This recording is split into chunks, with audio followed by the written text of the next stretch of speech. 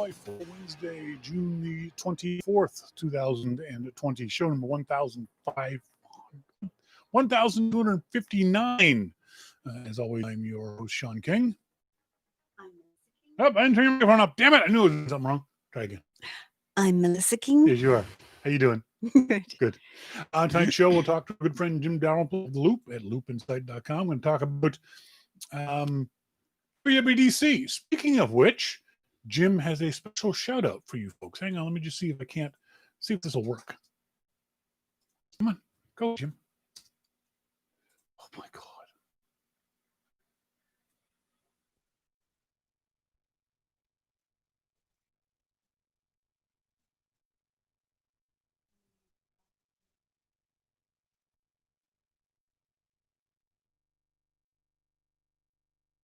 Go.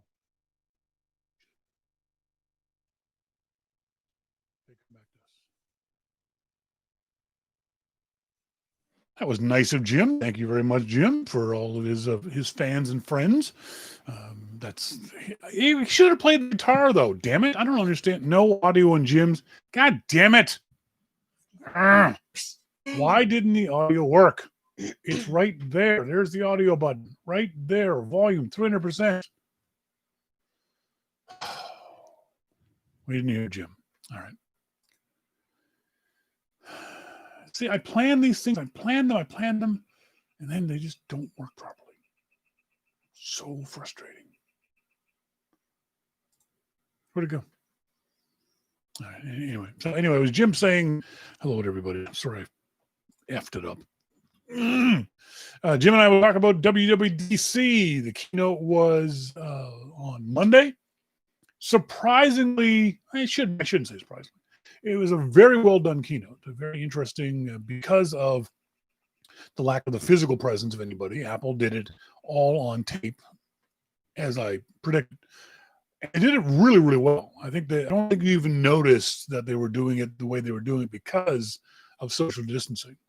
And then they had a very interesting disclaimer at the end of it saying that basically nobody was hurt filming this. We all stay away and everyone wore masks. And there was a disclaimer at the end of the video, which I thought was interesting.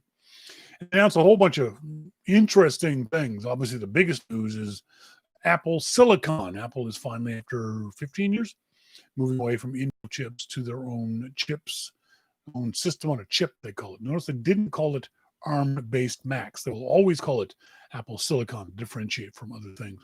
So we'll talk to Jim about that later on in the show.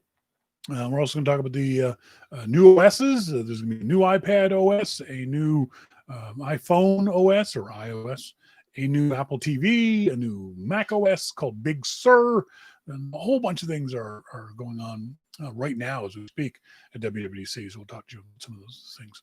And Melissa has a question. Ooh. Melissa's question that I heard first thing this morning was, why won't my computer boot up? We'll talk about that a little later on. Well, it wasn't quite like that, but okay. Fine. How was it like that? I think my computer just crashed. See, it's very calm. The way I did it was much more dramatic and but much more that interesting. wasn't the truth. It's What? not the way I did it, and it makes me sound all silly. I think my computer's crashed. Anyway, moving on. You just suck all the joy out of my life. I know. That is not my true job at all.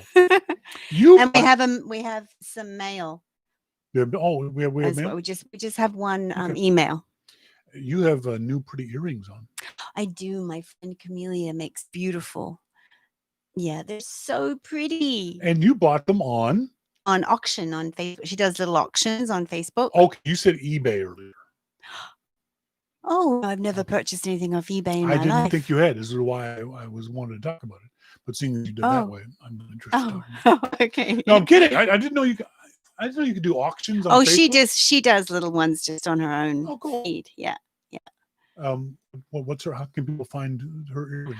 Oh, I don't know. So here you have a chance to pimp a friend and allow her to perhaps sell some pretty earrings. She doesn't. She does malas. She does beautiful work. Sherry, she also knits gorgeous scarves and things like that and wraps. Oh, she's very clever. She's also a wonderful yoga instructor. Yeah, what I'm saying is if you had known we could say her information about Facebook. Oh, I'm sorry. I suppose I could just, but I don't know how it would go. Well, I suppose in Canada it would be okay. I don't know about her shipping things to the States. If in Canada, if you're in BC, she'll ship for free. I tried I'm to not help very you good out. at that. I tried to help you out. Sorry, Camellia. God damn it. Wirecast is really pissing me off. Oh, don't forget, tonight is the last night. Later on this evening, we'll be drawing for $100 gift certificate from the nice folks at nomadgoods.com. Actually, Monty said that he bought some of the stuff from nomadgoods.com. Well, I think Base Station used it, Monty, with the Dads and Grads. I think he used the Dads and Grads promo. So good for promo, you, yeah. Monty. So later on tonight, will remind me before we leave to do that drawing. Oh, yes. But if you are listening in live, you still have time. If you have not yet sent in your entry form, go to the website, yourmaclifeshow.com. Right there at the top of the page, you can see the contest entry form. You click on that, and it will drop you into an email form. You send to me, and it puts you into our virtual hat for the drawing later on this evening. If you're a subscriber to Your Mac Life, don't worry about it. We got you covered. Subscribers are automatically entered into all the contests that we do, so you don't have to do anything extra if you're a subscriber. So right there at the top of the page, it says Friends of YML Contest Entry Form. So just click on that, and you can enter our Father's Day contest. Thanks very much to the folks at Nomad Goods. They make some really cool product. And don't forget, you can also get a free cable for the planet. Still running the deal where you give them $5. That $5 gets donated to a conservation organization that plants trees, and you get a free cable from them. And I love their cables, so that's a no-brainer. Go do that. Where are we going with that? I had something in my head and I lost it because I'm getting distracted by the goddamn dog. Oh. Okay, stop. Volume. Trying to send the video of Phil, trying to get Phil in the bath. If you guys haven't seen this video, you have to see them trying to get there. This British couple with their baby. I think it was Monty sent it first. It's hilarious. But his name is Phil, and he's this giant Malamute. Phil. Just hilarious. I think that's what made me laugh more than anything. It's the most ridiculous name for a dog ever. Phil. I mean, is Philip? Even that's just that's ridiculous. Bad. It's awful. We've talked about this before. What would you consider to be bad names for dogs? I've always thought Michael would be a really shitty name for a dog. Oh, yeah. There's one I have to find out from Damon when I come back. I'll tell you. Is this big fuzzy dog, and his name is like a real, like Stan or something like that. Stan, I can kind of get. Stan, but it's not as funnier than that. It's like a Phil name. Yeah, Phil is just a stupid name for a dog. It is, especially this one. Phil's what you'd call a turtle. Maybe. You know what I mean? It sounds like a turtle name, but it does not sound for a beautiful dog. Oh, he's gorgeous. Really I put the YouTube. Maybe it's Kevin, Sherry. Maybe it was Kevin. Kevin's a shitty name for a dog. I agree with you on that. Yeah. Dave. No offense to. Oh, Dave's a nice name for a man. My father's name was Dave. I have no problem with that. But Dave would be Monty is not a bad name for a dog. That's not bad, Monty. Shawn would be a dumb name for a dog. Shawn would be really dumb. Yeah. Melissa? Oh, that's ridiculous. It's a name for a cat. Yes, you could call a cat Melissa. Would you call a dog or a cat Sherry? No. Sherry's nice for a pretty girl. Person. Yeah. Donald, another shitty name for a dog. Yeah. You only call your duck Donald. Yeah. You have a pet duck. It's the only thing you can call Donald. Maybe a hamster. Donald? Yeah. Maybe you can call, you think? Or like a guinea pig type? No. You could maybe call a hamster Phil. Yeah, possibly. I think the more ridiculous the animal, the easier it is to call it a ridiculous name. Well, Damon wants a hedgehog. I hear this, Mom, no. And I'll come and he'll be little video clips of this hedgehog. One of them's getting a bath, and then he gets a blow dry. And that's when I started going, Shawn, we have to get a hedgehog. They're so adorable. Problem is they're not native to Canada. No. They import hedgehogs, and that's just ridiculous. I know. I will indulge you damn near everything. But I got to try to put my foot down on hedgehog. He's so It cute. just seems it's a bit much. Get a hedgehog in the family. We have enough pets and animals and Yeah, no, I'm critters done. and Oh gosh. deer wandering through the yard and all that kind of stuff. So yeah, we don't need that. Let us know what you guys thought about the keynote this past Monday, WWDC. The presentation itself, Tim Cook had a very interesting opening talking about Black Lives Matters and racial inequality and George Floyd, completely antithetical to what Apple normally does with their keynote, but that's Tim Cook. He is concerned about those sorts of things. Email to Shawn at yourmaclifeshow.com. Were you excited by the keynote? I'm actually more excited about the things I hear, not more excited, but as excited to hear about the things afterwards, because the keynote's only an hour and a half, 2 hours long. They only get so much stuff in there when they've got so much stuff to cover. But now that the developers are in sessions and they're talking to other developers, talking to people, you're seeing, oh, you know, all kinds of stories about, hey, you can do this now. Really? Wow, you can do this. For example, there is a feature that you might be interested in, an accessibility feature, where your phone can now listen for certain sounds and alert you to those sounds. So you can tell your phone that if it hears a baby crying, to buzz and let you know, or a dog barking, or those kinds of sounds that for people who are deaf would be nice to have on their phone. Oh my. Or it would also vibrate too. So if the phone was in your pocket and the phone heard a baby crying, it would vibrate for you. Little things like that. For us, it wouldn't. You wouldn't need it. You'd hear it anyway. Another accessibility feature is Apple's going to turn on. It's already available on Android. If you tap the back of your phone 2 times or 3 times, you can have things happen. You can have it turn on an app, or take a screenshot, or do other things. I don't know how useful that one would be. I think more geeky cool than actual useful cool. I can't really think of any good ways that I can Tapping use might be easier for some, like how Sarah, tapping would be easier for her than to use buttons or something. If she quickly wanted to take a screenshot of Good something, point. Yeah. or whatever else it accesses, or an app, open up an app that she there's a likes, like bunch of- Instagram. There's a bunch of things you can set it to do. You can't do everything, but you can open an app. One guy had the thing where it opened an app and played his music for him, just with a double tap in the back. I love it. There's a whole bunch of those kinds of things that are popping up on Twitter and on the developer forums, where the developers are just discovering now as they go into rooms. They don't go into rooms, virtual rooms, and talk to people and get the code for iOS 14 and iPad OS 14 and Mac OS Big Sur. Think of that name. Do you even know what Big Sur is? Big Sur, S-U-R? S-U-R. Big Sur. Is that some kind of a... See, I don't get these names the for Big Apple Sur. because they're so California specific. Yeah, is that like a surf something? It's a big, beautiful area, park kind of thing, right in the waterfront. It's gorgeous. Oh, okay. But it's so specific to California and to that general area, the coast of California, like Catalina. They called the version that's running now is Catalina. No, few people outside of, let's say America know what Catalina is. It seems to have a too Apple-centric name for Americans. We'll forget about it. Americans like that, though. They kind of... We'll forget about it and what it is called soon enough.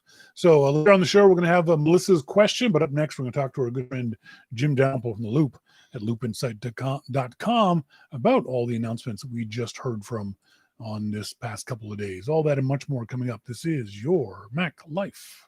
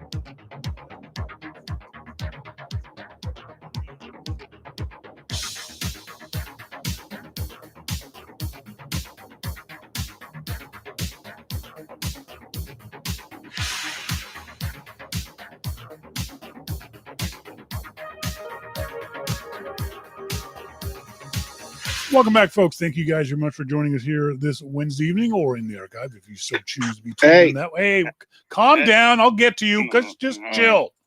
All right. Folks, our phone now. We've got our friend Jim Dalrymple, the Loop Inside. He's taking this opportunity because he doesn't have to be at WWDC. Get drunk at home. Yeah. Normally, you'd be drunk in San Jose, but you're drunk here at home. So I don't know what we're going to talk about. So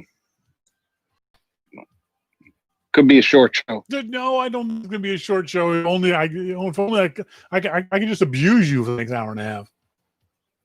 Well, no, I suppose that's no different than any other week, though. So that'd be fun for me. WWDC Keynote 2020 was this past Monday morning, Pacific time. Overall, what were your impressions of the way the keynote was presented? I thought it was brilliant. I thought that, when Tim came out and they actually faced the camera towards the audience, it gave you a sense that, you know what, things are different this year. Yep. And we recognize that things are different. And I mean, a lot of us knew that it was going to be pre-recorded. There were some people that were convinced that they were going to have Apple employees in there clapping and That's right.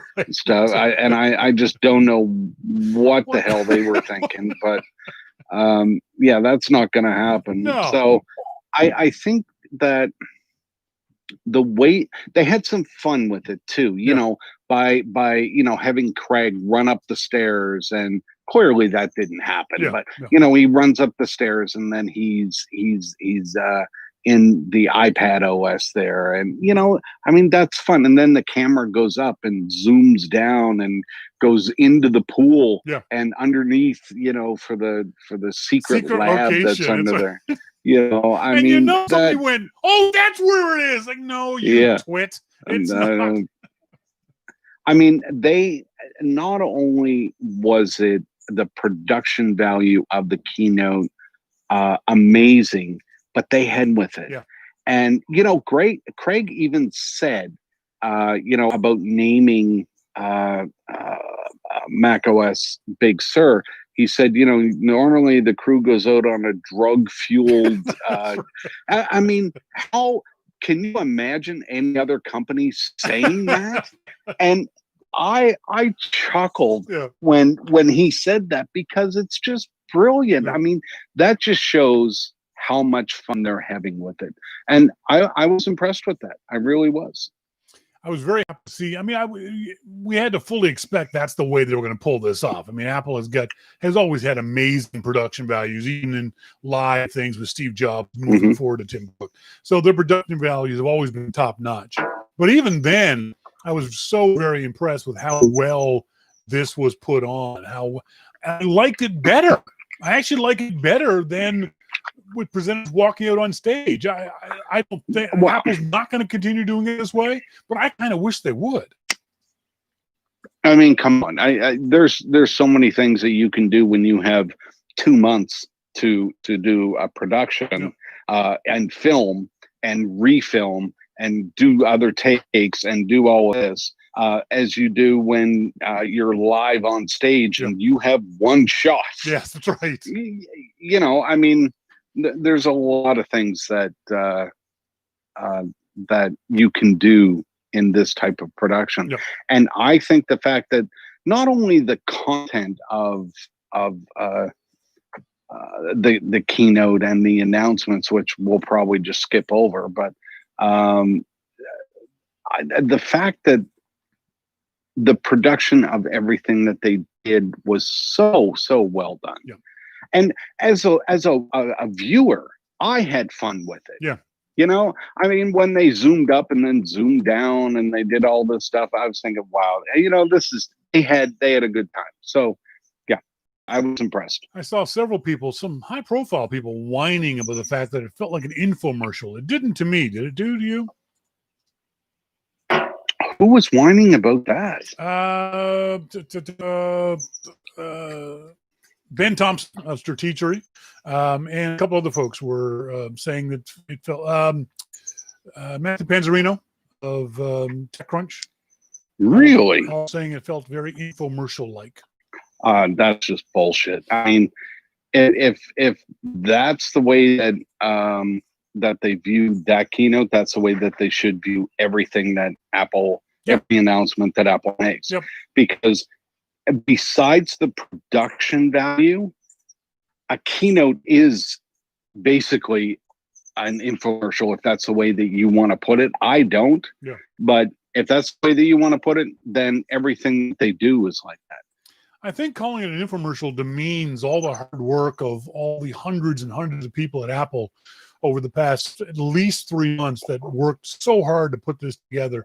This was not a sleazy come on to buy some Ron Popeil Vegematic thing. So I think calling it an infomercial is very offensive to the people at Apple and to all the work that they put in. I get the point they were trying to make.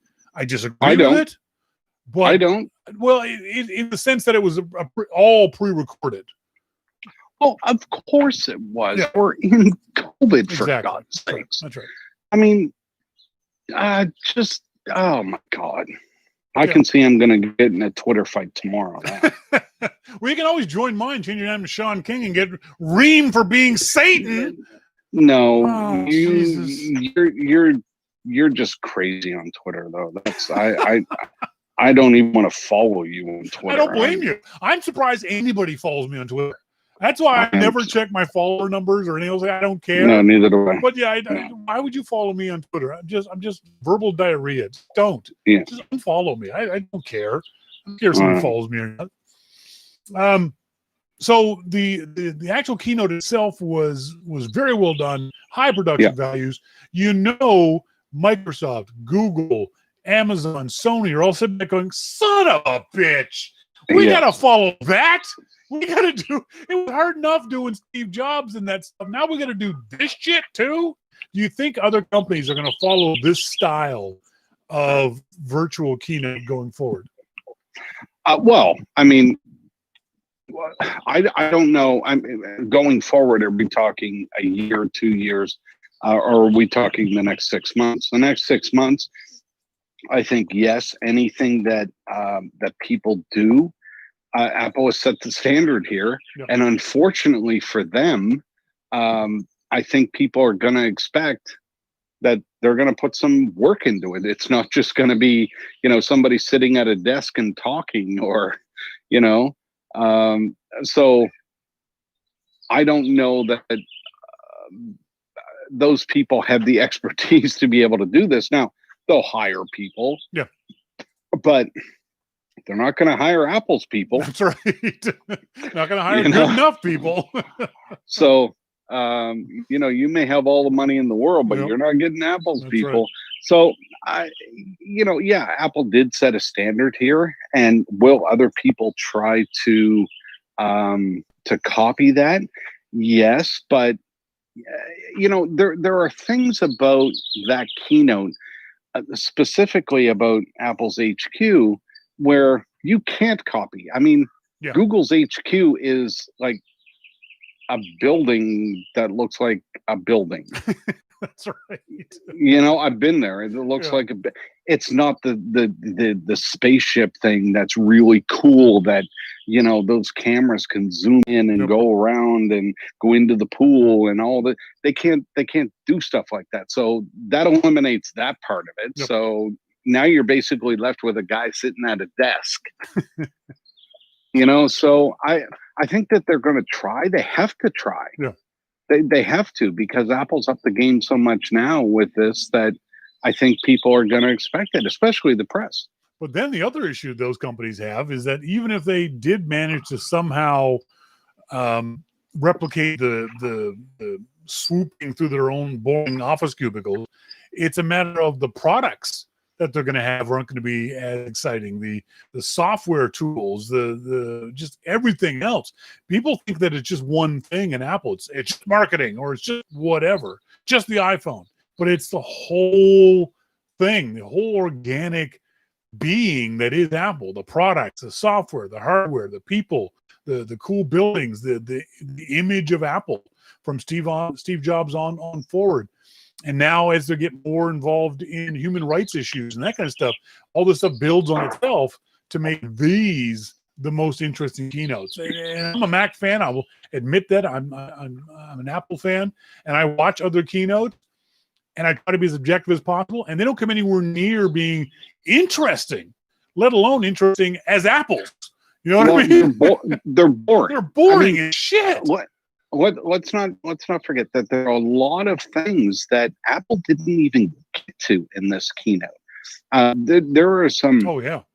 There are some big changes in the layout of Apple Music, for example, that they could have talked about.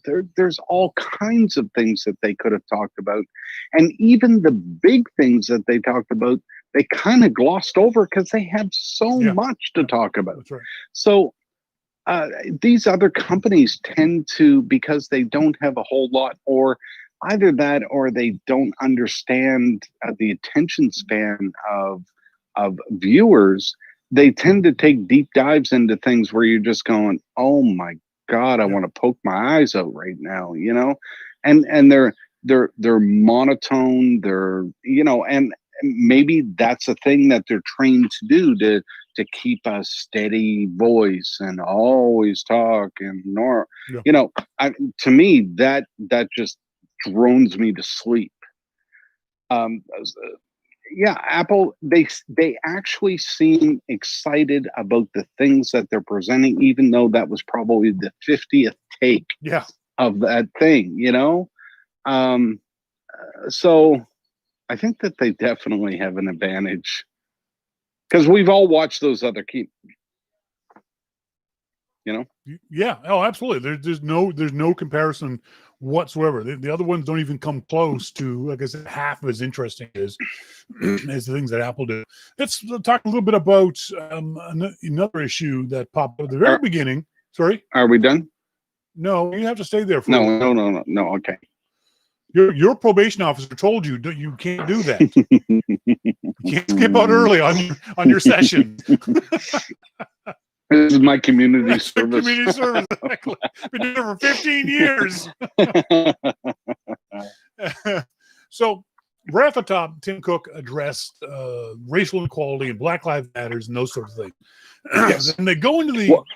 Sorry. Well, hold on. Yep. Hold on. Yep. He also addressed COVID by turning the camera to an empty theater. Yes. So not only did he address Black Lives Matter, but in a very subtle way, address COVID as well. Okay. So just want to throw that out there. Well, the reason why I'm bringing this up is that because it was immediately noticed very, very quickly of how many female presenters there were on the virtual stage versus the single Black senior engineer presenter that they had on stage. Some people felt this was kind of jarring for Tim Cook to stand up and say the equivalent of Black Lives Matter and you not have them involved very much in the keynote. Do you have a response to that? I actually don't. I don't. I mean, I don't know what you want me to say to that. Do you have an opinion about that? I don't. See, I got a very funny. I got into a little tiff with two women on Twitter, and one of them said, "Well, there's a surprise." And one of them said, "We've been in this fight for a long time, And I was like, "Oh, really? This fight?" Oh no, no, she didn't take the bait. She didn't take the bait. She was smart enough not to do that. But my point to her was, Apple's people of color employee population is about, I think it's less than 10%. I think it's about 7%. So to have, it felt like 10% of the presenters were people of color. And I find it offensive that people want these what I call tokens to show up in these presentations and not push for Apple and other companies to just simply hire more people of color and more minorities. That's where your focus should be, not on how many Black folks show up on these videos. I want to know how many Black folks have jobs at Apple. That, to me, is more important than whether one Black guy comes on my screen and tells me about tvOS. Well, that makes sense? And no, it makes perfect sense. I just think that I think these people are getting bogged down in the performance of this racial equality as opposed to the actual facts of it.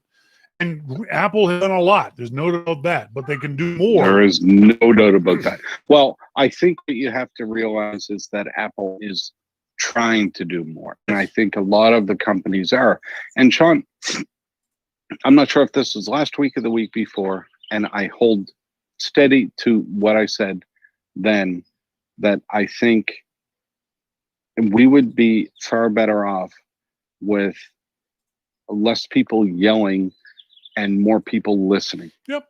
I don't necessarily disagree with you on that, yeah. I think that we can learn a lot by listening. Mm-hmm. And I don't know that we're at the point yet where people want to listen. Fair point, yep. So okay, that's enough from you. Okay, I thought that I don't want to listen to you anymore.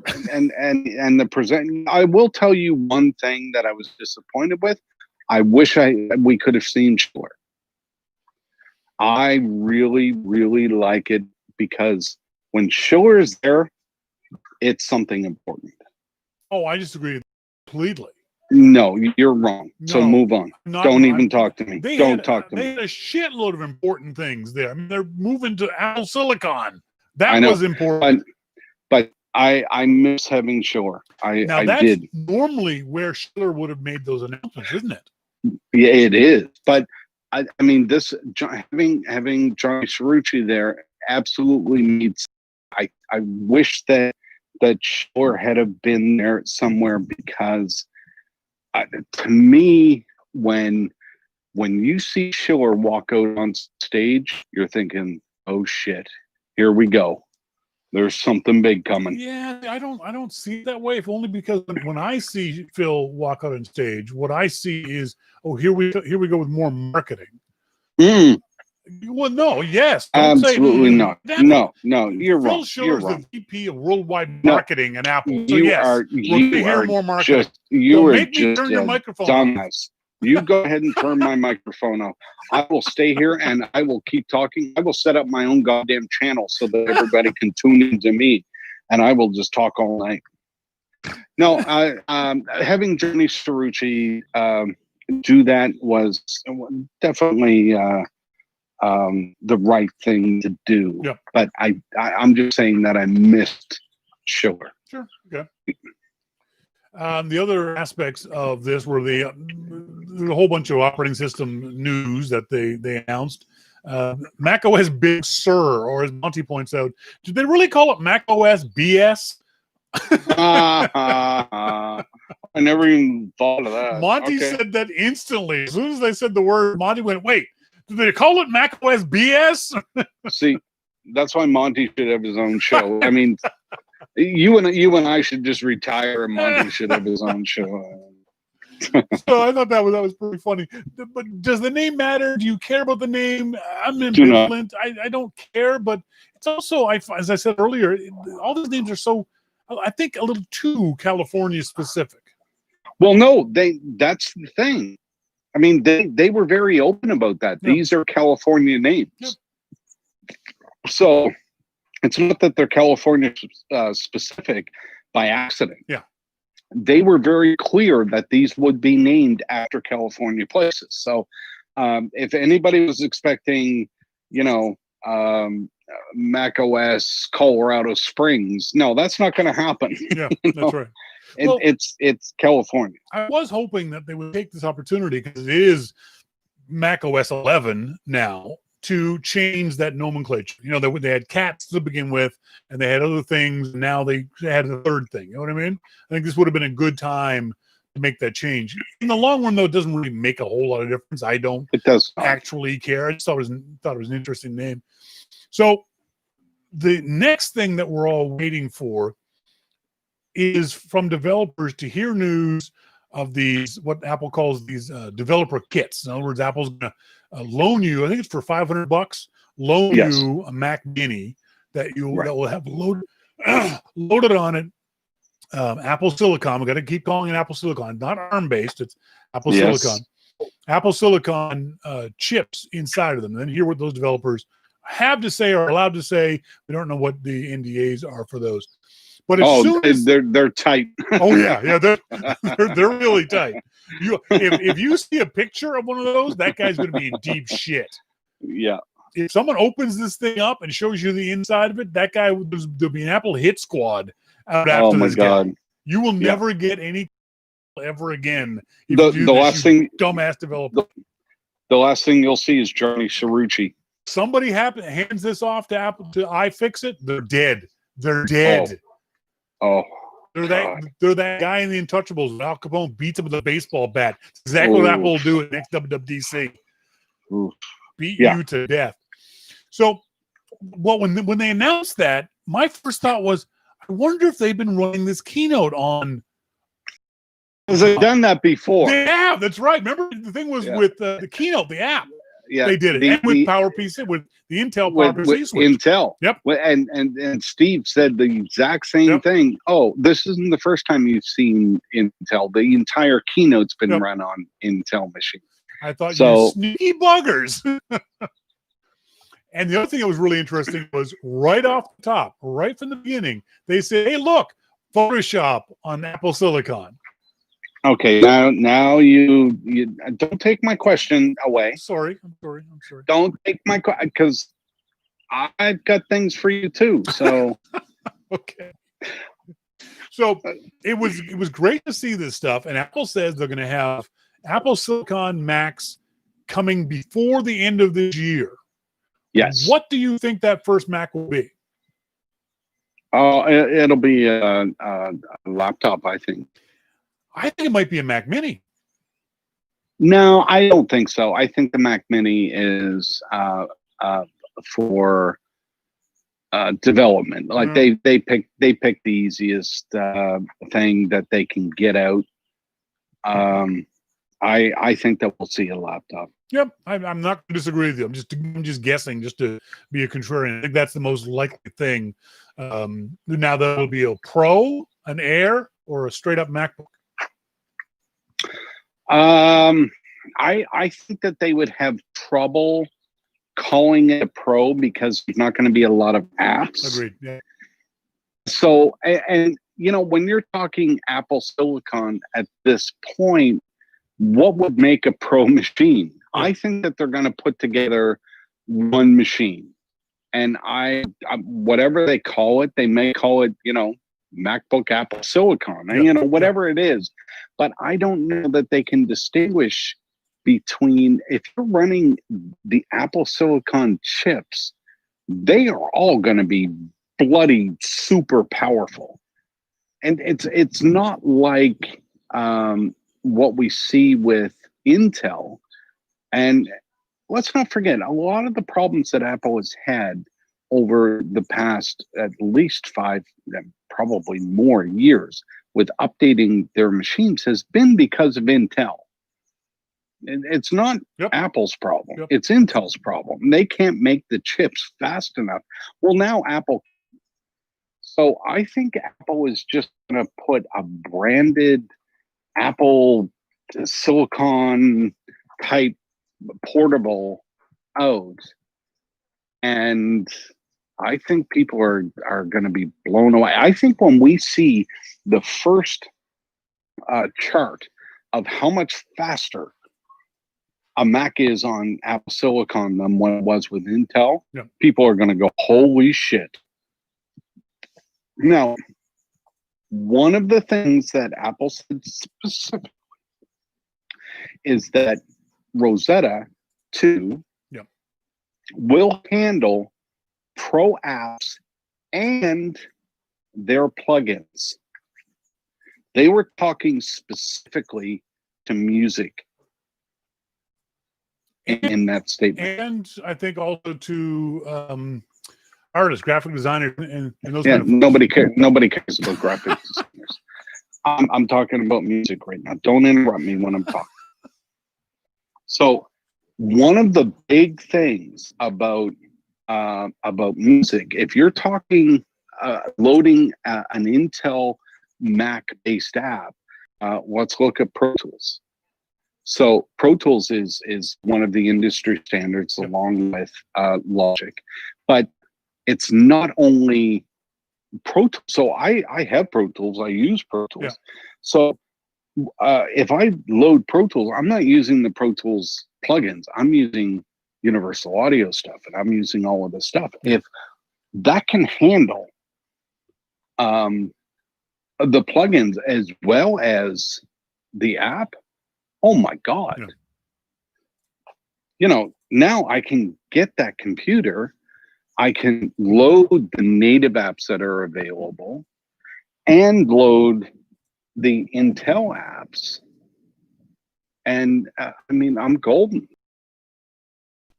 Purportedly, when you install the app, will make it work as fast as it can possibly work, which if you take into account the new silicon, I'm thinking that it's as fast as what it would on an Intel machine. Right? We're not going to remember in when Rosetta launched with Intel, it was pretty slow. Yeah. It was, I mean, it didn't work very well. It was pokey. So I'm thinking at this point, because of the chip, we're going to see some pretty big improvements. Now, maybe I could be wrong, but I'm just everything that I've heard since the keynote, loading an Intel-based app on Apple Silicon is still going to be pretty fast. Yeah. Not as fast as the native app, but pretty fast. I think there's gunshots in the distance. That's not good, but you are in America, so that's to be expected. Now, I told you I wanted my steak well done. No, that's fireworks. You guys are having a firework problem down there. The other interesting aspect of this, which was not glossed over, but not nearly focused on even now, a couple of days later, is the fact that Apple's now saying that your iPhone and iPad ads will run natively on your Macintosh. Ads? Sorry, apps. I'm sorry, natively on your Macintosh. That was a remarkable statement to me, if only because those apps are designed for touch. Does that mean Apple's going to bring out a touch-sensitive Macintosh? No, I don't think. No. Well, those apps aren't. Do you think those apps will run as well on my iMac as they will on my phone? Well, I don't think so. I mean, I don't think that they're going to bring out a touch Mac. No. I really don't. No. No. Because this is one of those things that Apple does. These little baby steps that Apple does before they announce the big giant leap, and it feels like that's what this could be. Is the baby steps leading up to, hey, now all your iPad apps work on your Mac. Now you can use your Mac the same way you use your iPad, which means touching the screen. I don't think so. I hope not. I don't think so. I mean, the fact that you can launch an app and, use your mouse now as the, the pointer instead of your finger, I think is one thing. But how many people are going to do that? Maybe you would. You can. So Jason Snell over at Six Color says the truth is probably that the future of the Mac is as a pro version of iOS and iPad OS. It'll run more or less every app that's available on the iPhone and the iPad, but also run traditional Mac software. Over time, the distinction between iPad apps and Mac apps will begin to fade away entirely, and the Mac will just become a keyboard and trackpad mode of the iPad. Yeah. Keyboard and trackpad mode of the iPad. I hope that doesn't happen. There's a lot of things I'm seeing, though, with the new version of Mac OS, Big Sur, and the iOS and iPad OS, where a lot of the design elements are becoming very close, if not exact, to each other. The idea of a lot of the buttons, a lot of iconography is becoming much more similar to each other. And it feels like Apple's preparing us for that time, maybe in 2 years, maybe in 5 years, when they switch it on and say, your iPad is your Mac is your iPad. If that's the case, then you would look at the icons in Big Sur. I mean, the Messages icon has this big shadow, but the Photos icon doesn't, and Safari icon doesn't, but the Mail icon does. So I don't understand. Yes, I actually think that they did a good job of bringing some design consistency between the OSs. Mm-hmm. Yep. But if you look at things like the icons, some of it doesn't make sense. So if you're going to do big shadows on some elements, why isn't it on all of the elements? You know, is that just because this is the first beta? Well, that could be. Yeah, I think that's an easy fix. Well, is it an easy fix, or is it? So if that's the case, then you're saying that the graphic designers didn't have enough time to make a shadow on this Safari icon. Well, it's kind of hard, you know. I mean, you got to push that button just the right way. You get that drop shadow just right.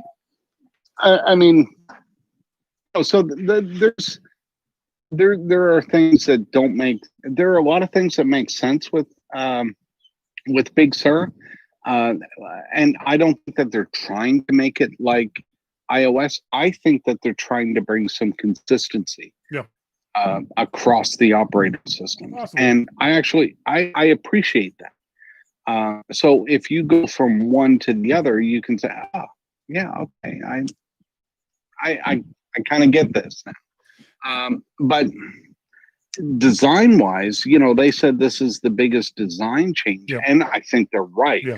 You know, looking at the whole OS, but there are some things that still don't make sense to me. Have you installed any of the developer beta previews on any of your machines? Or all of them? All of them? Mm-hmm. Seriously? Yep. Live dangerously, baby. Holy crap. Yeah. One of my Apple TVs has it. One of my Macs has it. iPhone has it. iPad has it. Jeez. Have you noticed what is it? Have you noticed any significant issues? Stability wise? Single one. Wow. None. Wow. None. So not a hopefully single this will thing. be a better upgrade than iOS 13 and or for updates after WWDC is Rennie Ritchie. Yeah. Because Rennie will install anything at any time. I mean, he's a reckless man. And so I always text him and say, okay, so what's the scoop? And if he says no, then I don't install. And this time he said, this is more like the iOS 12 than iOS 13, because iOS 13 was a piece of dog shit. All the way through the betas, even up to the first initial release. release. It was bad. Yep, it was. So, but iOS 12 was very, very stable. Yep. Right from the beginning. And, you know, as Renee said, you know, that doesn't mean that beta 2 will be won't be bad. That's right. But the fact that beta 1 is this stable, and yes, it is very stable. I mean, it's wonderful. I'm still not recommending that anybody install it. It'd be stupid like I was. Exactly. But yeah, this is more like iOS 12 than 13. Good to hear. How long do you think Apple has been working on this Apple Silicon transition? How many years, days, weeks, months? 3 to 5. 2. You think? I think I can prove it. Andreas Kling on Twitter says, a couple of years ago, my Apple manager left his position to lead a new team working on something secret. At the time, I kept annoying him with guesses about what it was. Here he is presenting his work at WWDC, Mac OS on Apple Silicon. So it's been about 2 years.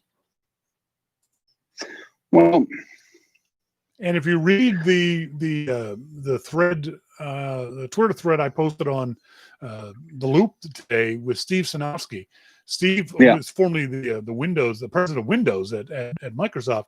He is glowing with regards to the Apple's ability to pull this stuff off over long periods of time, that many other companies would get distracted by any number of things, by power plays or by changes in leadership or whatever it might be.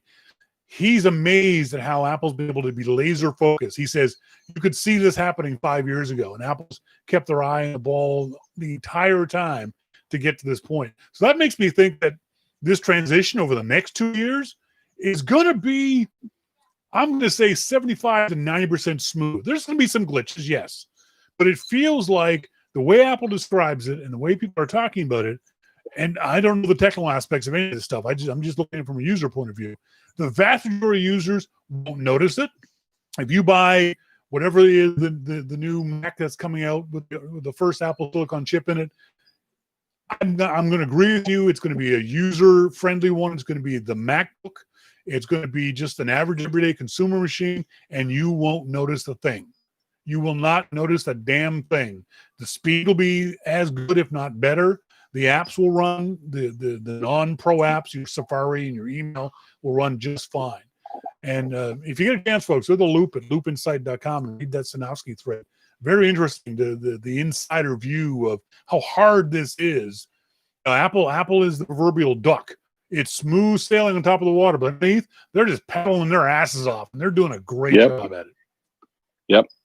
You're exactly right. Now, that being said, our former friends at Macworld, none of them are there anymore. They've completely gutted what once was a great website. Jason Cross, apparently the head idiot over there at Macworld, says you shouldn't buy a new Mac right now. After what Apple showed at WWDC, you'd be crazy to buy a new Mac right now. Do you agree with them? No. Why not? Because you buy what you need when you need it. Thank you.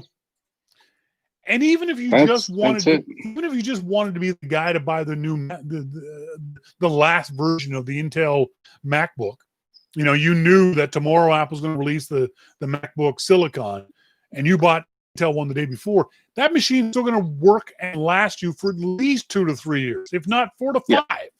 It's going to be a perfectly good machine. Let's not forget that even if the transition goes better than planned and people, that developers put out their apps for Apple Silicon, they also, in that same binary, put out the Intel app. So it's not like your apps are going to stop working. Yep, that's right. I think in maybe 3 years, you'll start to see developers say, okay, we're no longer supporting Intel machines. But that's a long way off. So, people write me all the time and ask me, well, I'm worried that there's going to be a new Mac released. Yeah. Well, you know what? Buy what you can afford with the RAM that you can afford and the power that you can afford right now, and be happy with that, because you have to know that no matter when you buy it, Apple is already working on the next version and the version after that and the version after that. Yep. So just be happy with what you have. You're going to get a good machine. It's going to last you 3 to 4 years and be perfectly fine for 75% of the users out there. If you're a pro, if you're a Final Cut Pro, a photography pro, a music pro, whatever those things are, you ain't upgrading to whatever new comes out anyway. No. So you might as well get a discount on an Intel Mac this December or whenever it is. Buy a MacBook Pro or an iMac Pro. That machine will be perfectly good for you for 2 to 3 years. So Macworld's advice of not buying a machine is just idiotic. It's just frustratingly stupid of them to write stuff like that. Well, They're basing that on what, I don't know, what they believe, what they think, which is wrong. And I just don't think that they're giving good advice. Yep, I agree. Exactly. It's been a long time since I took advice from anyone at Macworld. That's for sure. You always take my advice. Well, I try. It's usually kind of good. What was the other thing I was going to talk about? Oh, the other interesting thing, and I actually had to check the story because it comes from the Forbes Contributor Network, which we know are a bunch of morons.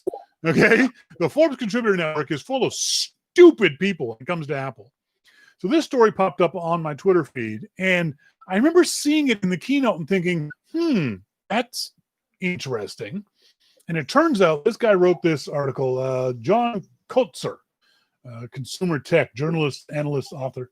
Apple just crippled IDFA, an $80 billion industry. Now, you know what IDFA is? Well, it's the advertising tracking thing. It's the advertising tracking thing. And what this means is that we all saw in the keynote, Apple's going to pop up with a little warning and saying, do you want to allow this company to do this thing? They are going to track you and sell your information to other companies. It says the actual dialogue box is, would Alibaba would like permission to track you across apps and websites owned by other companies. Your data will be used to deliver personalized ads to you. And then it has allow tracking, not the tracking. Where is the hell no button? That's what I want to see. What are you, stupid? And then when you click allow tracking, you should pop up going, what are you, a moron? We're trying to warn your dumb ass, you know? Yeah, no matter what you press, it's not going to allow it. Exactly, that's right. No, we're doing this for your own good, you idiot. Now, according to this guy, this is going to, because the wonderfully sneaky thing about Apple is, and I don't mean sneaky in a negative way, they're still going to allow this kind of tracking, but the user's going to be told about it first. And 90% of their business has just been flushed down the toilet. It's gone. Absolutely. Because the vast majority of users will open this thing up and go, oh, fuck, I ain't doing that. No. Yeah, I didn't know you were tracking. Yeah. I mean, it's so this is one of those things where it's just all about knowledge. Yeah, when that pops up, I'll be honest, I didn't see it pop up. Maybe I don't visit sites that track me like that, but I haven't seen that type of pop up. But when people have knowledge, they tend to then think about what's going on. Yep. I wonder what happens when you go to Facebook. It must be just full of pop-ups, like the virus things of the old days, the old Windows thing. You know, I mean, what? God, I can't even imagine what happens when you go to Facebook. Yeah. This is really going to hurt Facebook and Google. Maybe not a huge amount, but in North America, their ad buys are going to, their sales are going to just drop in the toilet. So, when you look at that part of it, and you think, okay, now I can go, and people will download my app instead. So the Facebook app, but now Apple's listing all of that stuff on the App Store too. Yeah. You know, so that's the other chuckle that I had. I was thinking specifically about Facebook. Yeah, we track you. We're going to haunt you. Yeah. We're selling your shit. We're doing everything we can to screw with you. Yep. That's what it should be on Facebook's app profile on the App Store. So, they can't get away with it anywhere. Yeah, that's right. And like you said, this is about knowledge. This is about users. Apple is informing users this stuff is happening, and now you have the choice of whether to do this. Right? They're taking that lack of choice away from the developers, away from the ad industry. If the ad industry had done this on their own, they wouldn't have this problem. They would have been able to control this. The ad industry They ignored do not track. They ignored the fact that we all hate banner ads. They ignored we all hate video that plays automatically. They kept ignoring us.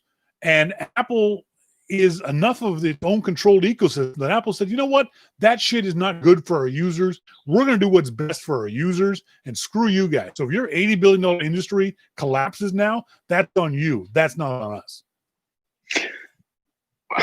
I'm good with it. Yep. And somebody sent a thing in on Twitter today about the loop and what was tracked, and there were 3 tracking things on the loop, which, you know, I'm happy about, because I don't want to track people. One of them was Discus, Yes, which is the comment system. Yep. One of them was Google Analytics, you know, which is that will actually hurt websites for knowing how many people visit, because now that's being blocked. Yep. By default.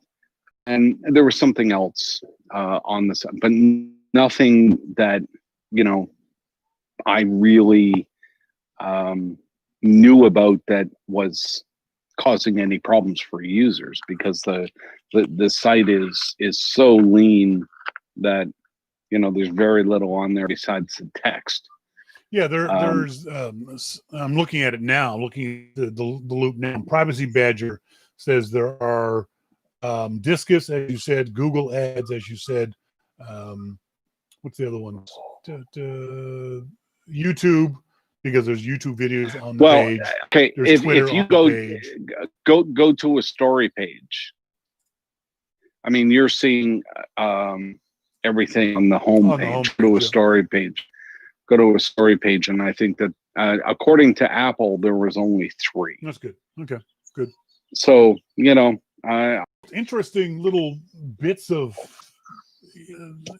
code from the keynote to me was this app clips kind of thing. We'll talk about the future, folks. Don't worry about it. We'll talk about home screen and all that kind of stuff. But app clips to me seemed, isn't this just the rebirth of QR codes?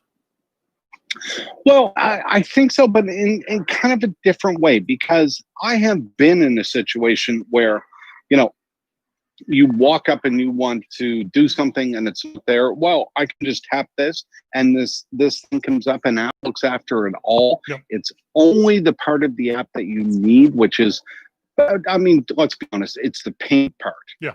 So, and you can pay with Apple Pay, so you know you're secure. You're not being scammed with that, because it comes right up on the QR code or NFC or whatever it is.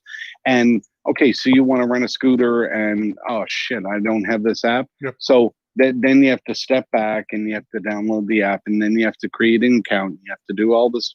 No, the app clip comes up. I think it's a brilliant thing. The app clip comes up, and you say, yeah, I want this. And you press Apple Pay, and you're done.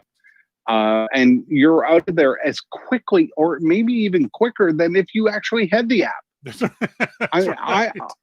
I love that. And you still didn't have to download the app. Yep. So I think that for a lot of people that have been in situations like this, and I think if anybody thinks back, we've all been in situations like this, like, oh shit, I got to download an app. So, you know, this is very cool. So yeah, I mean, is it something that you're going to run into all the time?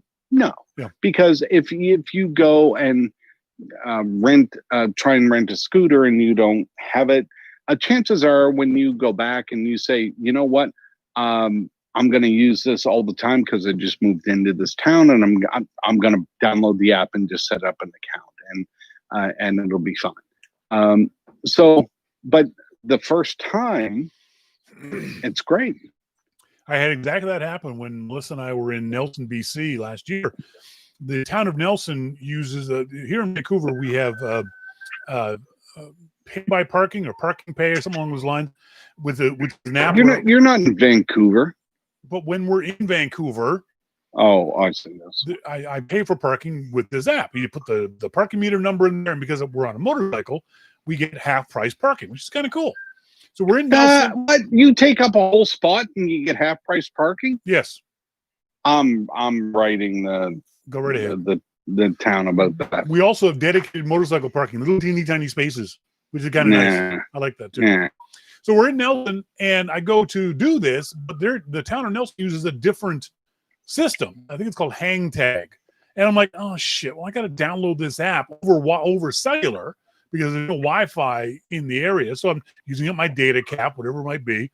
And so I got to download their app and set all this stuff up. I got a username and password and set a new account and blah, blah, blah. It's a pain in the ass standing there for 15 minutes doing this. Whereas these app clip things were just gone. Don't got to worry about it. Don't got to have the app on my phone. Just it's there on the other device as opposed to being on my phone. The other thing about the app clips too is that this is going to be useful in so many other ways besides transactions. Maybe this will be the jumpstart that museums need to do app clips or QR code type things where I walk up to a painting and I do the app clip thing and it shows me all the information I want on the painting. The artist, his place in art history, where other artists like him are in the museum and that kind of stuff. I can see that. I don't know because they've already done stuff like that. I think that's a different thing, isn't it? It's the same idea. If app clips can be used for payments, they can also be used for QR code type things. If I walk up to a real estate sign here in Seashell, here on Sunshine Coast, a lot of the real estate people have got QR codes on them where I can go to the website and get more information about the house, the price, and things like that. I would love to see an app clip come up where you can buy a house. Yeah, this is $1,500,050 paid with Apple Pay. Yeah, that's right. Yeah, well, and that would be possible in Silicon Valley because that's just a shack. 1.5. That's just a 1-bedroom cottage. So when we were looking for a house, I'll just sideline this for a sec. When we were looking for a house in the valley, there was a house, and it was $1 million, just flat $1 million. Yeah. It was condemned. I am not shitting you. It was condemned, and it was $1 million. And so it was the cheapest house in Palo Alto. Yeah, I believe it. $1 million condemned. Now, remember, Jim and I both come from a place in the world, Halifax, which is a lovely city. $1 million will buy you the Premier's house twice. Oh, you can buy the city for $1 million. Oh my God! My dad bought his farmhouse, which is a 4-bedroom farmhouse, barn, outbuildings, 40 acres of land, $50,000. Yeah. Granted, it was in bumfuck nowhere, but it was beautiful. Well, so was Nova Scotia. Exactly. No. Yeah, it's all obviously relative. We got lots more to talk about with this stuff, and this is my favorite part of WWDC is the day afterwards. All these developers get into the code. You know, the marketing stuff of the keynote, that's fine. I like that. But this is so much more fun with all these guys discovering things like this back tap thing that they've discovered and these stability issues of listening for sounds of baby crying and find out more about app clips and ARM and all the other kind of stuff. So, yeah, we're going to keep talking about this for the next little while. But right now, Jim has questions for moi. Okay. So, fire away, baby. Has Adobe learned its lesson? The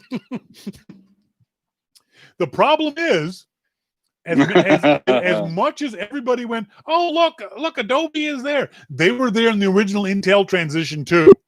Remember, if people may have forgotten that Steve Jobs stood up and said that it only took Adobe 2 days to port Photoshop over to Intel, and yet it took them 2 years to ship a version of it. So yeah, no, I don't think Adobe has learned their lesson.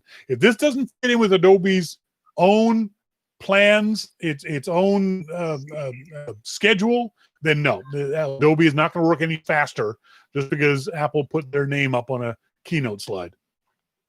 But you have to think that Apple a while ago went to Microsoft, Adobe, their main players. Yep. At one point, in the 90s, we would have said Quark Express, Yeah, but that's right. not anymore. So they went to them and said, "This is what we're going to do. Here's what we need you to do." Yep. So, and wouldn't they have gone to Adobe and said, "Look, you fucked this up last time. Let's not do that again." Certainly would have been down at the director or managing PR person who said, "Look, we did this for you guys last time. We gave you a big bump and it didn't work out. Let's not do that again." And that person, that product manager for Photoshop, was, "Oh yeah, no problem. Don't worry about it." Now he goes back later and says, "We need to do this. We need to throw extra resources on this. We need to do this." If the VP of Photoshop at Adobe says, "Nah, that's dead in the water. It's not coming out this Christmas. It's not coming out next summer." I mean, come on. They're not going to the guy that codes the Gaussian blur in Photoshop. They're going to the VP and they're saying, "Don't let this happen again." Yeah, that's entirely possible. Yeah. I would hope that's the conversation they would have. That Phil Schiller would go, because Phil Schiller is a big mucky muck, just below Cook. That Schiller went to his partner at Adobe and said exactly those words. We had a little hiccup last time. Let's not let that happen again. A little hiccup. Here's an ARM-based Mac Pro. Go for it. See if you guys coders are working this stuff. And I remember that saying last time that it took two guys a couple of days to do it over the weekend, and they had Photoshop up and running. So hopefully that's what happened this time around. And not that Adobe has learned its lesson so much, but that Adobe is more willing to do this, not only for Apple but also for themselves too, because this is going to be a big promo for them too. Because in theory, the Photoshop on ARM is going to be faster than Photoshop on Intel, and Photoshop will be able to trumpet that. Now, do they care? Do they need or want to be part of Apple's marketing? I don't know. I don't think so. It won't sell any more copies of Photoshop for Adobe, I don't think. Now, Apple was very specific that when they talked about not just Photoshop, but Adobe's Creative Cloud. Yeah. So, maybe they're actually serious about it. Yeah, but the Creative Cloud is a lot of apps. I mean, I'm going to say 10 apps in Creative Cloud. I don't use 2 of them, but there's a buttload. Are you eating something? What the hell's that noise? I'm not doing anything. I don't know what the noise. What the God damn it. I think there's 10 See, apps. every single week you bring up something that makes me think, why did I pick up the phone? That's my job. We talk about it every single week. That's my job. And this is it. And we almost made it through. Well, I knew that was happening too. I could see the clock. We were running low on time, so I had to say something to get you to regret being on the show. Good God. Yeah, Sherry in the RC chat room says, yeah, it's more than 10 apps. So they're not all coming out day one with Apple Silicon based Adobe Okay, apps. so what's important? Photoshop, obviously. Photoshop, Illustrator. I think Photoshop, Illustrator, Lightroom are the 3 biggies. Okay, all right. So do you think they can do it? Yes, I do think they can do it. I don't know if they want to do it. They certainly don't need to do it, but do they want to do it is I think is the big question. Do they want to be part of that marketing push for Apple? Mm. Do they want to be in Apple's ad saying Photoshop runs 25% faster on Apple Silicon than it does on Intel Windows machines? Do they want to be part of that discussion? I don't know. I think you're going to see much more than 25%. Yeah, I'm just throwing that number out there. Let's say 50. Doesn't matter. Yeah. Doesn't matter what the number is. Do they want to be part of Apple's marketing around that? I don't know. Yeah. Sherry is now listed Photoshop, Okay. InDesign, Illustrator, Lightroom, Adobe XD, Adobe Premiere Rush, Adobe Premiere Pro, After Effects, Adobe Audition, Adobe Spark, Character Animator, Dimension, Acrobat Pro, Dreamweaver, Animate, Lightroom, Classic Bridge, Media Encoder, InCopy, Prelude, Fuse. I knew 3 of those. That's just ridiculous.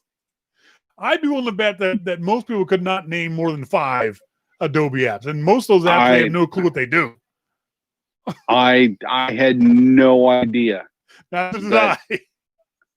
Sherry, you're freaking me out. I know, that was just kind of weird. I didn't realize they were still doing Dreamweaver. Jesus. God. So back in the Max Central days, we decided that we were going to, there were 2 apps. One was Dreamweaver and one was Site something. Go Live? Maybe it was Go Live. Because Go Live, those were the 2 competitors back then. Yeah. And we decided that we were going to do Max Central totally in Dreamweaver. Yeah. That lasted like a weekend. And when we looked at the code that was Dreamweaver produced, it was like, it was ugly. No, it was ugly. And Go Live wasn't great, but the code was cleaner. That's for sure. Well, it was cleaner, but it's still no. But then Adobe bought Go Live, and that was it. They killed it. Wow. Same with Freehand. I loved using Freehand when I was back in desktop publishing days. Adobe bought it, killed it, and I hated Illustrator. Never used it ever again. A lot of apps like that. Got anything else for me this week? I do not. There's so much this week. There is. It's been a busy week. We could have talked about. I mean, we have another 3 hours, right? Yeah, at least that much. Yeah. Folks have been talking to Jim. No, you're done. Go drink some more. Folks have been talking to Jim Dalrymple the Loop at loopinsight.com. He's here each and every week. His podcast is up on the iTunes store this week with John Gruber during Fireball. Go to the iTunes store and podcast and do a search for the Dalrymple Report. Thanks, Jim. Thanks a lot, Shawn. Talk later, buddy. See ya. Bye. I'm going to try this again. I'm going to just turn Jim down and pop this off. I really wanted you guys to see this thing from Jim. Let's see if I can't pull this off this time and see if you guys can hear it. Hang on a second. Up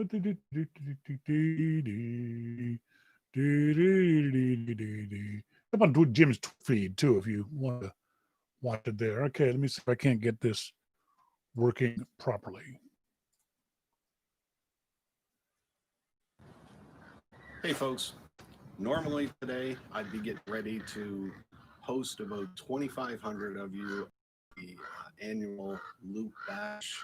Unfortunately, this year we're doing it virtual. I just wanted to say hi. I miss you all. I hope you're staying safe and enjoy WWDC. Cheers. There we go. Hope you guys could hear that.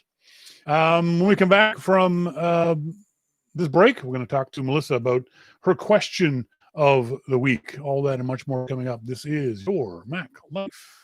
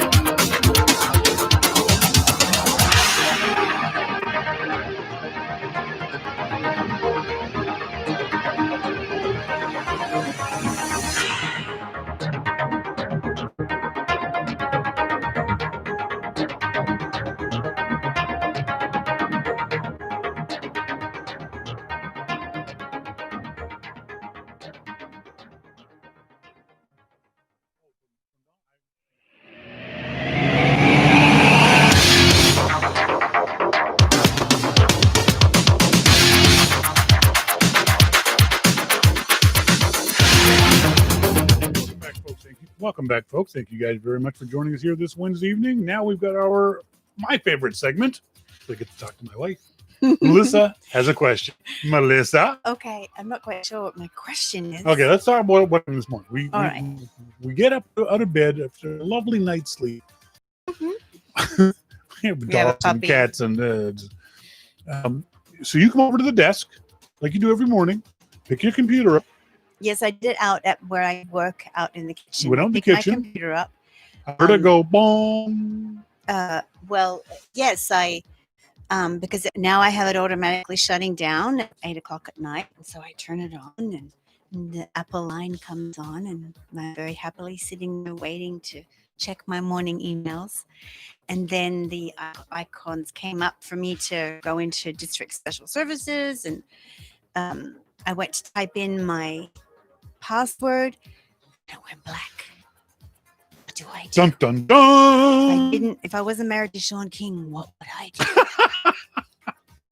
So I carried it into the bedroom very calmly, You did. carrying You were it very like a calm. tray. And I said, I think my computer just crashed. And of course, for that, Shawn drops everything. Of course. Drops his phone, everything. If I had have come in and gone, Shawn, yama, wah, wah, wah, he would have been going like this. And I would have been going, my God. are you listening to me? But for this, everything got put down, and yes. So, what was that? Because there was no point in using my external hard drive or anything because it was just black. Well, the issue, oops, I covered your face up. I'm Oh, sorry. that's all right. Oh, wait, there we go. Stop it. The issue is the basics of troubleshooting. So, as any nerd would have done, she handed me the computer, and the first thing I did was push the power button because maybe she did it wrong. Maybe whatever. Push the power button. Nothing. Push the power again, longer. Nothing. So there's no sound from the computer. You don't hear any hard drives moving. There's no fans moving, else like that. So my next thought was maybe the screen brightness has been turned all the way down. Yes. So I've had that happen. Embarrassing as shit that is. Mhm. So you push the screen brightness all the way up. It was. Next thing is maybe the battery's dead. So I told Melissa to plug it back in. And if the battery cable, if the charging cable was orange, it means it's charging. If it was green, it means it's fully charged. I knew it was charged. Yeah, so did I. Yes, It's just just you to want to check those things. Troubleshooting everything. And the problem now is you can't remove the batteries. You used to be able to remove the batteries Yes, I on used to them do that quite frequently. to force it to restart. Mm-hmm. Obviously can't do it anymore. Now, I've got an article ready to go up on the Loop tomorrow morning about this kind of process. And one of the things that it's from Jason Snell at Colors. One of the things Jason says is that doing unusual things at Mac Startup has long required remembering keyboard shortcuts. Well, it doesn't anymore. All you do now is Google how to power up a MacBook Air.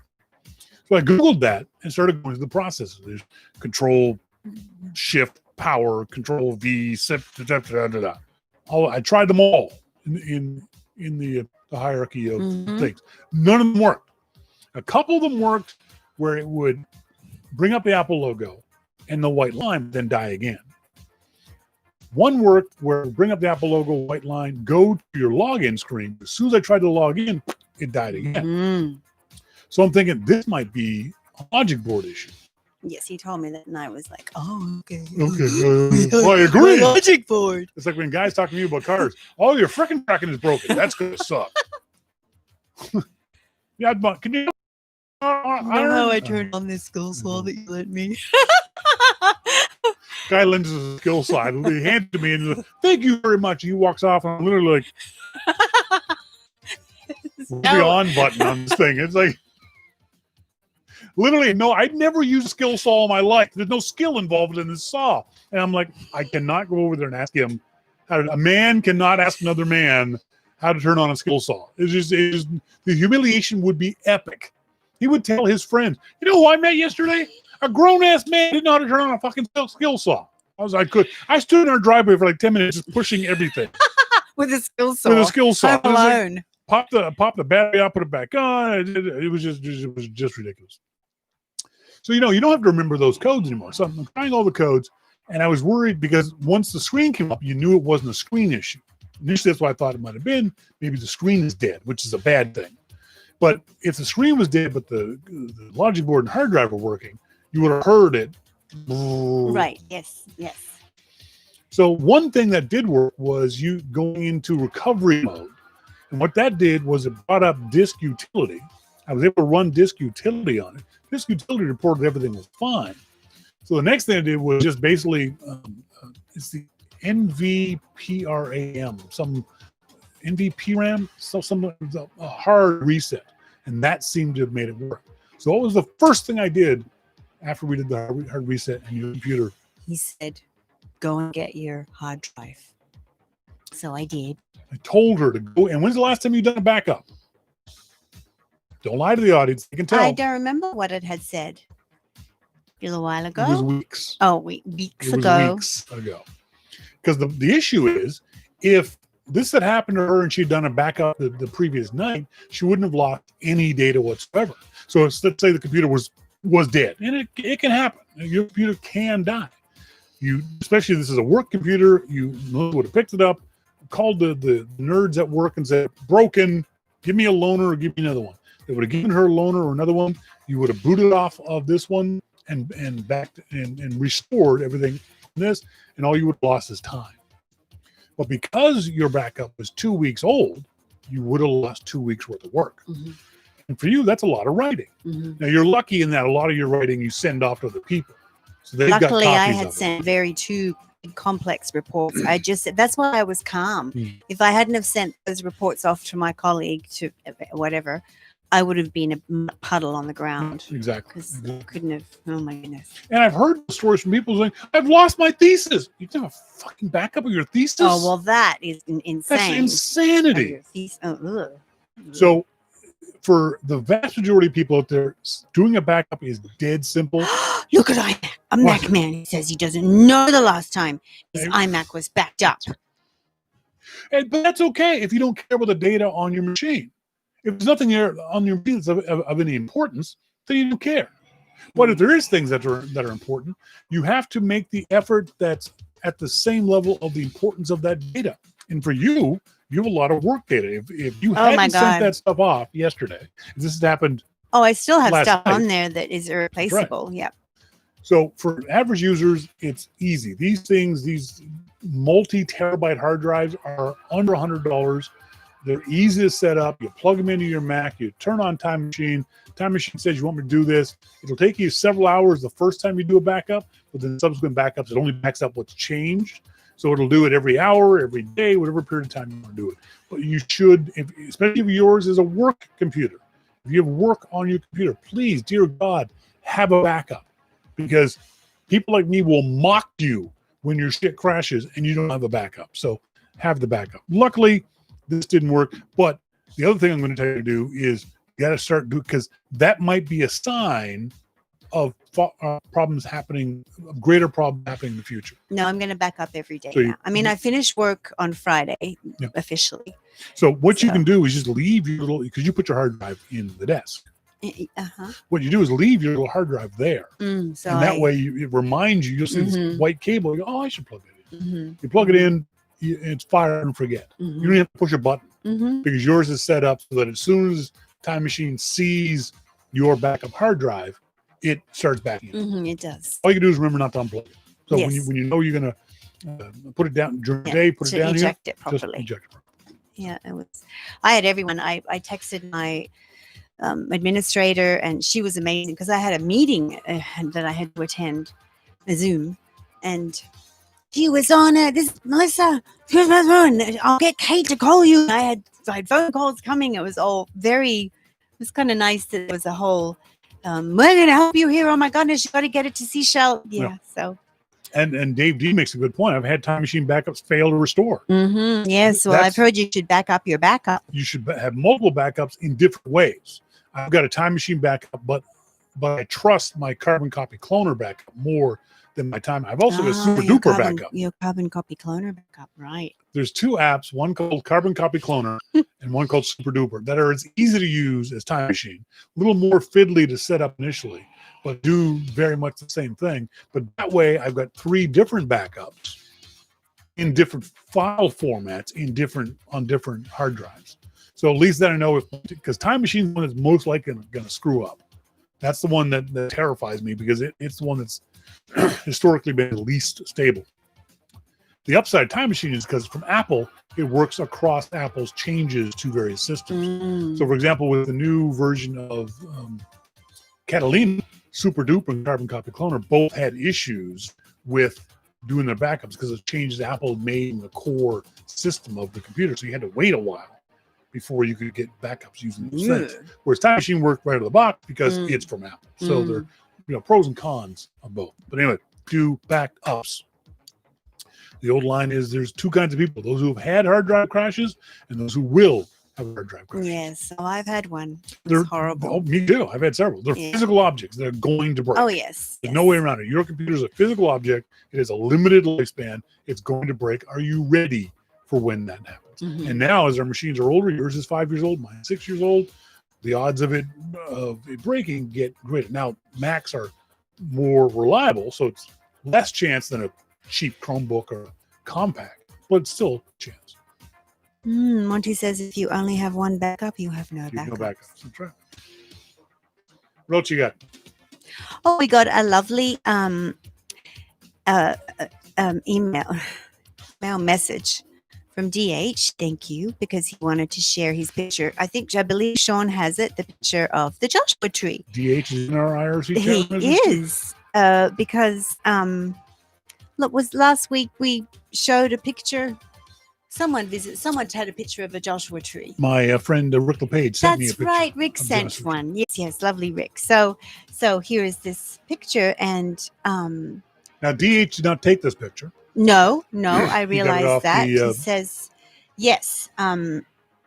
Just he's enclosing one from the U.S. National Park Service. He browsed the Joshua Tree National Park site a while back and saved this iPad screenshot of the picture it showed. Joshua trees vanishing into the fog, and a photographer there for I don't scale. think I've seen a picture of any Joshua trees in the fog before. I think it's really a cool picture. Yeah. Well, what's wrong with it? Well, let me just. I don't know if that. Well, first of all, a Joshua tree has been cut off at the top. Yes. Which is just, the history. Did you know the history of the Joshua tree? Give it to me, baby.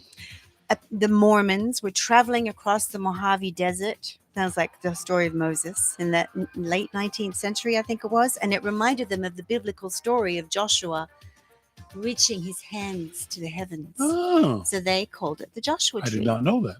And the oldest one that they have found in the park is 1,000 years old. They also bear fruit that you can eat, which I didn't know. I didn't know that either. I know. So, yes, so that's why I'm saying you cut the top off of Yep. Joshua's.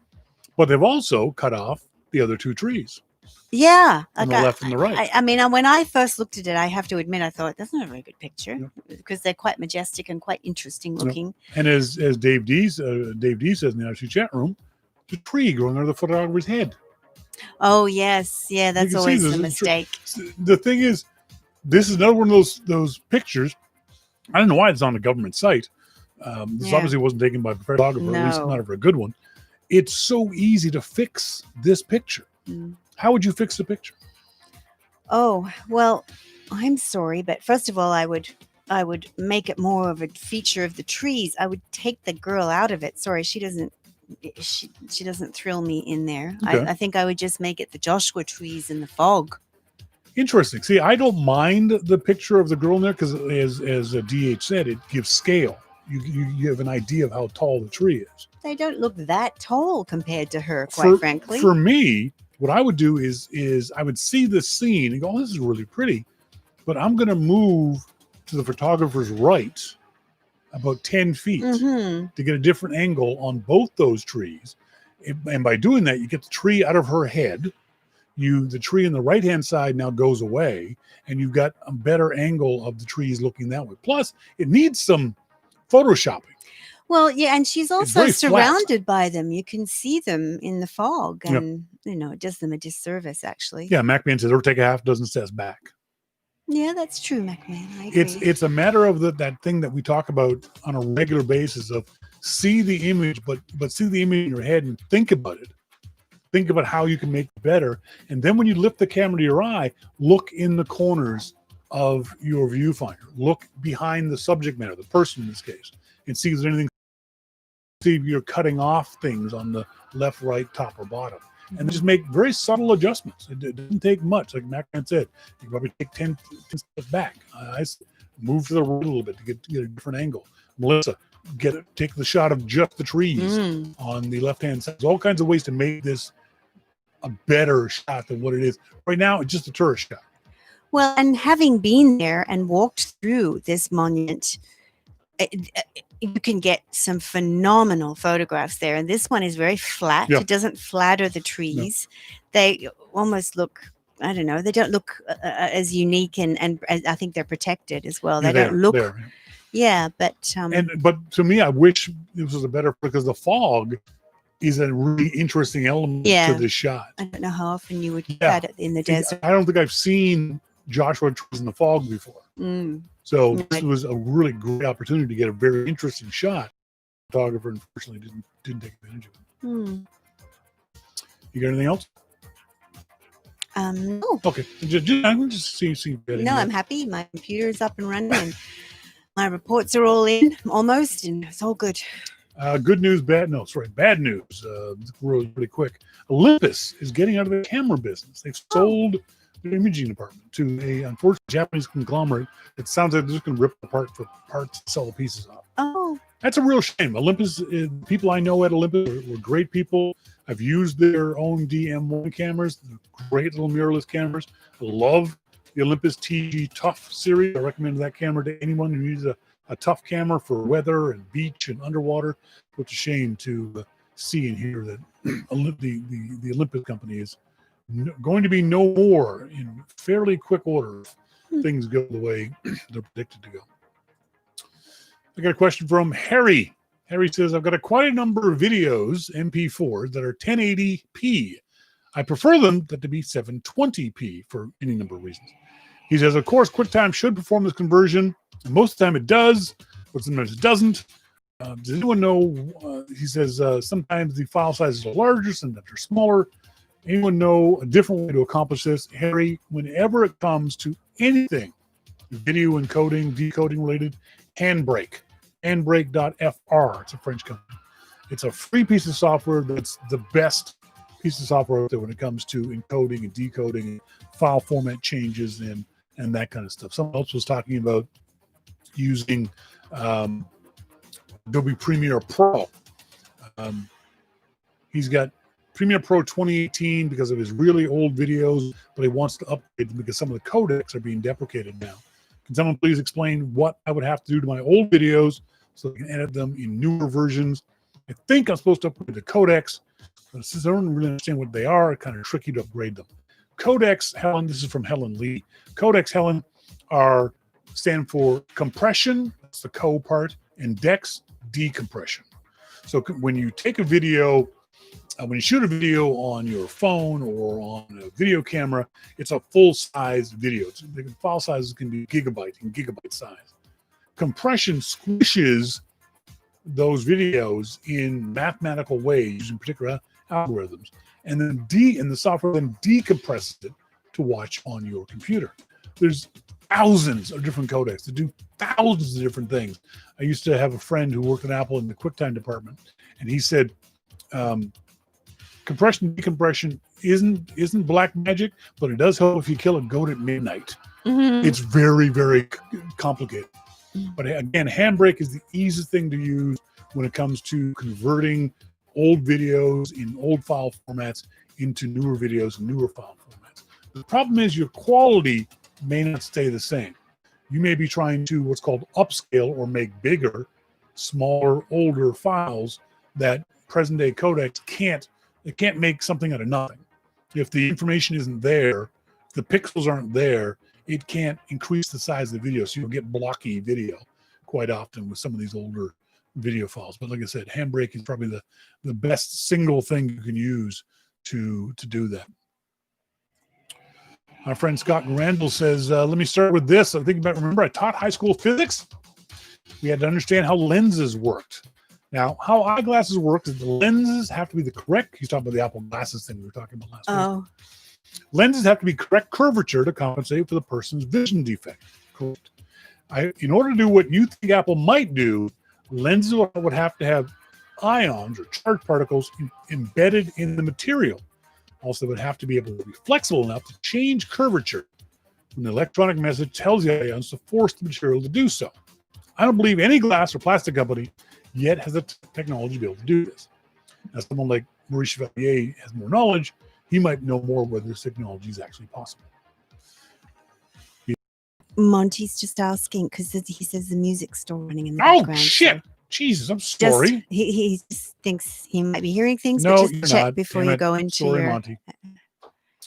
He says, what might, and I say might be the case is that people may have trouble getting out to an optometrist due to what's going on now. Those could possibly be used by optometrists to look at your eyes through these with the proper equipment, determine the new prescription you need so you can order new glasses online. We may hear the answer to this on Monday. No, Scott, we didn't, unfortunately. Apple put out a patent that said they have the ability to rechange or reconfigure the curvature of lens glasses to fit different prescriptions. Now, how that actually is going to work, we don't know. Whether it be, as you said, ions embedded in the material that can expand and contract in some ways, we don't know. But Apple's got a patent on some methodology. I don't know what the methodology is, but they've got a patent. So we'll leave that at that. Folks, that's it for tonight's show. I'll say thanks as always to our good friend Jim Dalrymple, The Loop at loopinsight.com. If you got any questions or comments about what you saw or heard about WWDC, let us know. I'd love to hear what you guys think about what Apple announced on Monday or the rest of the week. Remember, there's going to be more things people are going to find out all through the rest of this week as developers get their hands on this code. You forgot. I almost yes, did you. oh my gosh, the Father's Day Oh my competition. goodness, I almost but I got- forget everything these days, so it shouldn't be up to me. But what else are you? What else am I good for? I know, That's what he was going to say. Well, I wonder sometimes when I'm sitting here, I No. could be out in the garden. No, you could. I would hate for you not to be here. Again, if no other reason for me to talk to, it's someone I can look at and talk to. So I'm going to cover up your face again just to show this off. The nice folks at nomadgoods.com is the website. They're just bringing out iPad cases now too. iPad Pro cases from the folks at Nomad are now available. I'm trying to get them to go full screen, but of course, Wirecast is being a dick again. Oh, thank you, Monty. What did Monty say? I don't know what you would do without Monty. I don't want to find out. Okay, so you're going to be this way about it? Fine, screw you. Nomad Goods is the website. They've got a whole bunch of really cool stuff. Plus, they're doing stuff for COVID. You can actually order face masks from them if you'd like to do that. They've got all kinds of cool stuff up on the website. They're giving away a $100 gift certificate to one lucky listener. And again, you can, you can't do it now because it's too freaking late, but you can always join our contest by going to our website at yourmaclifeshow.com. Right to the top of the page, it says contest entry form. Fill that out. You're entered into our monthly contest when we do them. But if you're a subscriber to Your Mac Life, you're guaranteed already entered into the contest. I do that for you. And for every $2 you do above the initial $2, you get an extra entry form. So the more you subscribe to $5, $10, $15, whatever it might be, the more chances you have of winning your contest. So now I'm going to go to our virtual prize draw thing. I'm going to close. Come on, scroll. I'm going to close my eye. Hang on. Let me do sort by size. There we go. Let me randomize. So now I'm scrolling through. Scrolling. Hang on. Scrolling. I want the audience to be able to see me do this now. Close that window, and there's Melissa. Okay. So now I'm scrolling. I'm not looking. Scrolling. Scrolling up. Scrolling down. Scrolling. Stop. Oh, that's going to go. I clicked. It's going to go to, where's the name? Where's the name? Let's do the go. Oh, I did it wrong. Oh, wait, let's do it again. I'm not. Stop it. I don't want the dates to be like the last person kind of thing. So I'm Right. Okay. Try it again. Up, down, up. Stop.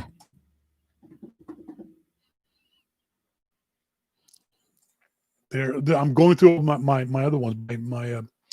There we go. Finally, Jesus, my Starbucks stuff goes in because I got everything for PayPal goes in this folder too. Oh, So I screwed that up. But this is for Richard Gerard. oh, Richard, congratulations. He's in Salem, Massachusetts. Oh, He lives. Salem. I don't want to. I wish I hadn't said his name because he got a really cool address. I don't want to say it. I don't want to give his address out. Oh. Richard Gerard, congratulations! You're the winner of a $100 gift certificate Oh. from the nice folks at nomadgoods.com. Again, thanks very much to the folks at Nomad for doing this. I've got a bunch of their stuff. You can see over our shoulder. I've got a stand for them. We've got a base station. Such high quality. I love the cables. Fantastic. Really, really high quality stuff. I wouldn't be pimping them this hard. They don't pay me to do this. I wouldn't be pimping them this hard if I didn't. Their cords really, are really way like better than Apple cords. don't even get me started. Sorry, but whoa. So again, thanks to the folks at nomadgoods.com. That's it for tonight's show. Thanks to everyone for being tuned in, whether listening to the live or listening to the archive. And we'll be back next week. Until then, I've been Shawn King. I'm Melissa King. You've been listening to Your Mac Life. See ya. Bye.